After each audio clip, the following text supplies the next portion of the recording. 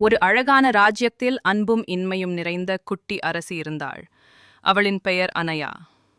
அனயாவுக்கு பூக்கள், பறவைகள் மற்றும் விலங்குகள் அனைத்தையும் மிகவும் விருப்பம். ஒரு பசுமையான நாளில் அரண்மனை தோட்டத்தில் நடக்கும்போது அனயா கொடிகளால் மறைக்கப்பட்ட ஒரு ரகசிய கதவை கண்டாள். அவள் ஆச்சரியத்துடன் அதை திறக்க முடிவு செய்தாள். அந்த கதவை திறந்ததும் அவளுக்கு வியப்பான காட்சி காத்திருந்தது. அந்த இடம் ஒரு மாயப்பூந்தோட்டம். அந்த பூக்கள் பேசுகின்றன, சிட்டுக்கள் ஜொலிக்கும் நட்சத்திரங்களாக பறக்கின்றன. பூக்கள் மென்மையாக சொன்னது, அரசி அவரே, உங்கள் அன்புக்காக நாங்கள் தினமும் மலர்கிறோம். உங்கள் பராமரிப்பால் எப்போதும் இங்கு மகிழ்ச்சி நிறைந்திருக்கும். அனயா மிகவும் மகிழ்ந்தாள்.